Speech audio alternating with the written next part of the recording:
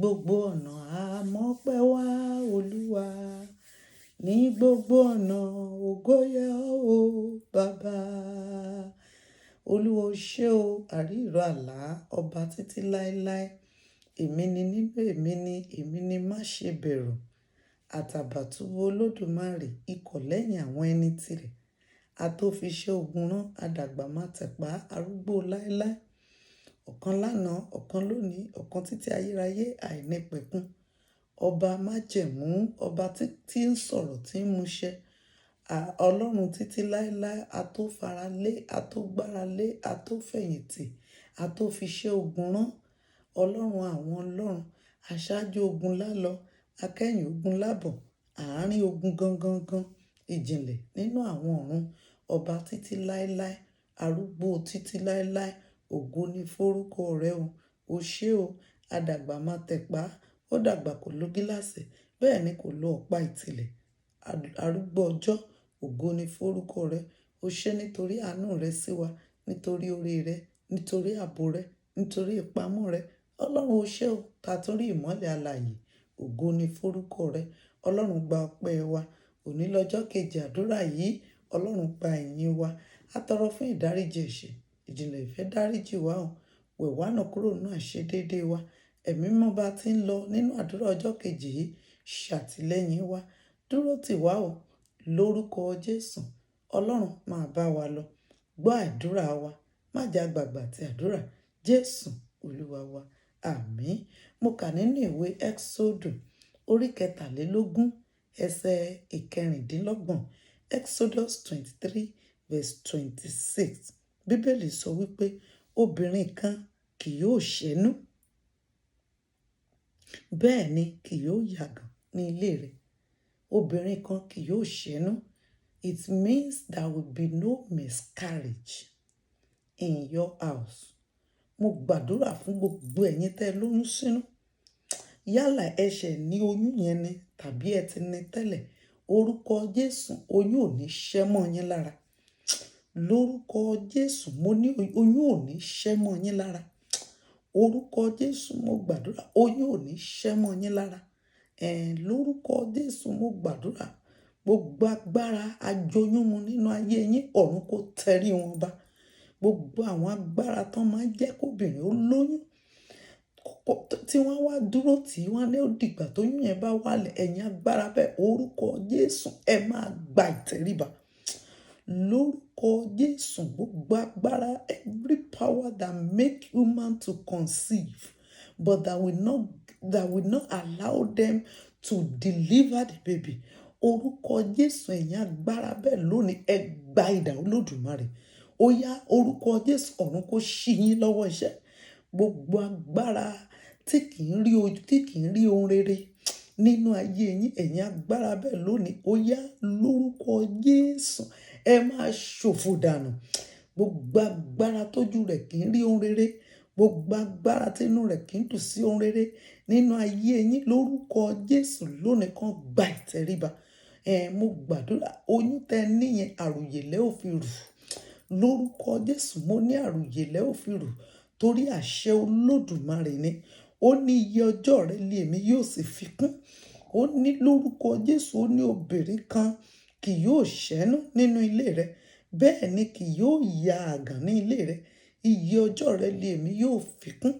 Orúkọ Jésù, mo gbàdúrà, ẹ ò ní kú mọ́yún. Lórúkọ Jésù, mo ní ẹ ò ní kú mọ́yún. Oyún tẹ níyẹn àròyé lẹ́ ò fi rù. Lórúkọ Jésù, àròyé lẹ́ ò fi rù. Mo gbàdúrà fún yín lórúkọ Jésù, ẹ ò ní sọnù mọ́yún. Lórúkọ Jésù, oyún ò ní ṣẹ́ mọ́ yín lára. Lórúkọ Jésù, mo ní oyún ò ní ṣẹ́ mọ́ yín lára. Gbogbo àwọn ajoyúnmu, ọ̀run kó yìn wọ́n níbọn. Gbogbo agbára tó ń joyún nínú ẹni mu, orúkọ Jésù, ọ̀run kó yìn wọ́n níbọn. Ìbọn Olódùmarè kó ba irú agbára bẹ́ẹ̀. Ìbọn ọ̀gá ògo kó ba irú agbára bẹ́ẹ̀. Orúkọ Jésù kó bínú sí agbára bẹ́ẹ̀. Mo gbàdúrà lórúkọ Jésù bí ẹni tá a rán níṣẹ́. Orúkọ Jésù, mo gbàdúrà lónìí, gbogbo agbára tó fẹ́ bá Ọlọ́run forí gbárí, lórúkọ Jésù nínú ayé ẹ̀yin tẹ́ lóyún wọ̀nyí, orúkọ Jésù, ọ̀run kó kọlù wọ́n. gbogbo agbára tó fẹ́ bọ́ lọ́run forí gbárí orúkọ Jésù mo ní kọ́run ó kọlù wọ́n kán rí ìbínú Olódùmarè kán rí ìbínú Olódùmarè kán rí ìbínú Olódùmarè kán rí ìbínú Olódùmarè kán rí ìbínú Olódùmarè lórúkọ Jésù mo gbàdúrà lọ́jọ́ ìkúnlẹ̀ a ó gbóhùn yín a ó gbọ́ tọmọ lórúkọ Jésù lọ́jọ́ ìkúnlẹ̀ a ó gbóhùn yín a ó gbọ́ tọmọ lọ́jọ́ ìkúnlẹ̀ yín ewúkéwu kò ní wu yín ìdágìrì kò ní dìde sí yín ìbànújẹ́ kò ní wọlé tọ̀ yín wá agogo ọ̀fọ̀ kò ní lù nínú ilé yín lórúkọ Jésù ìkáwọlé jẹsẹ̀ mọ́lẹ̀ kò ní jẹ́ ìpín yín nínú ilé yín orúkọ Jésù àbíyè làwọn ọmọ yín yóò jẹ́ orúkọ Jésù bẹ́ẹ̀ tí ń fi orúnkún ọ̀tún kúnlẹ̀ ẹ ó fi tòsì dìde orúkọ Jésù lọ́jọ́ ìkúnlẹ̀ ayọ̀ ni yóò já sí lórúkọ Jésù lọ́jọ́ ìkúnlẹ̀ a ò ní mọ ìkorò lórí yín o ẹ gbọ́ àṣẹ Olódùmarè ẹ̀yin ènìyàn wọ̀nyí lọ́jọ́ ìkúnlẹ̀ a ò ní ké lórí yín o a ò ní ké ò ní ṣòro a ò ní bú sẹ́kún lórúkọ Jésù mo gbàdúrà ó mà ṣe ò kò ní jẹ́ ìpín wa lórí yín orúkọ Jésù ayọ̀ ìgbàlà Kristi yóò kún inú wa orúkọ Jésù mo ní a ó jẹ́rìí ságbára Ọlọ́run lọ́jọ́ ìkúnlẹ̀ yín wẹ́rẹ́ ló máa jẹ́ o lórúkọ Jésù kò ní bá ibi jáde ìpọ́njú ò ní ṣẹlẹ̀ lọ́jọ́ náà orúkọ Jésù ọba mi òkè lórúkọ Jésù yóò wà níbẹ̀ tì yín lórúkọ Jésù lọ́jọ́ ìkúnlẹ̀ yín kò ní ṣẹ̀yìn Olódùmarè lórúkọ Jésù mo gbàdúrà Ọlọ́run yóò wà níbẹ̀ lórúkọ Jésù on your delivery day the Lord will be present in the name of Jesus Christ he will not be absent. The Lord will be there with you. The Lord will deliver the baby by himself. In the name of Jesus Christ. He will not let you alone. Lórúkọ Jésù Ọlọ́run fúnra rẹ̀ yóò gba ìjọba. Lọ́jọ́ náà lórúkọ Jésù ọ̀run yóò gba ìjọba. Gbogbo àwọn tó ti dúró láti ṣe ọmọ náà níbi ọ̀run kó pa wọ́n lójijì. Orúkọ Jésù mo ní ìṣẹ̀dá ọ̀run kó pa wọ́n lójijì. Àrá Olódùmarè kó sán pa wọ́n. Orúkọ Jésù àrá Ọlọ́run kó sán pa wọ́n. Orúkọ Jésù ẹ ó ní ìṣẹ́gun. Lórúkọ Jésù gbogbo ẹ̀yin ènìyàn wọ̀nyí ẹ ó ní ìṣẹ́gun. Omi ara yín kó gba àlàáfíà. Ẹ̀jẹ̀ ara yín kó gba àlàáfíà. Egungun ara yín kó gba àlàáfíà. Iṣan ara yín kó gba àlàáfíà. Gbogbo oríkèéríkèé ara yín orúkọ Jésù kó gba àlàáfíà. Agbára àti ru oyún náà ní àrùyé Ọlọ́run kó gbé wò yín. Agbára àti ru oyún náà láì ní ìyọnu láì ní wàhálà orúkọ Jésù kó gbé wò yín.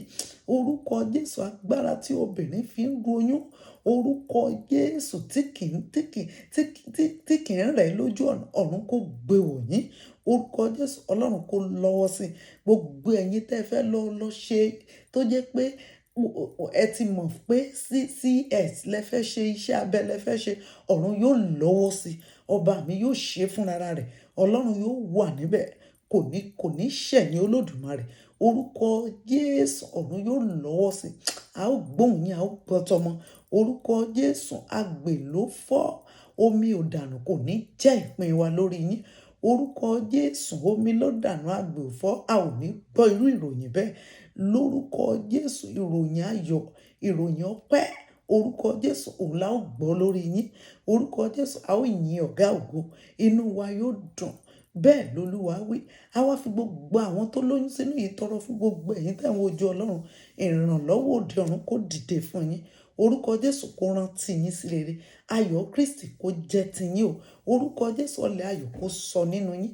ẹ̀yin náà kẹ́dìyà àbíyè ká bá yín yọ̀ ká bá yín gbégbá ọpẹ́ bẹ́ẹ̀ ni yóò rí Jésù Olúwa wa àmín yóò dára fún wa ẹ̀yin ènìyàn mi lórúkọ Jésù ọkàn wa balẹ̀ ẹ jẹ́ àrípa àgbàdúrà yìí ká sì fi ránṣẹ́ sí gbogbo àwọn tá a bá rò pé ó yẹ ká fi ránṣẹ́ sí àdúrà ò ní ṣe tiwa tí o àdúrà yẹn kù ọjọ́ kan lórúkọ Jésù a ó ṣe rere lórí èpè léè tó kù kọ́dún yìí ó parí ayọ̀ àlùyọ ìdùnnú oríire ìtẹ́lọ́rùn ìgbésókè ìgbéga òun la ó fi lò bẹ́ẹ̀ ni yóò rí o Jésù Olúwa wa àmín yóò dára fún wa Jésù agbára wa àmín.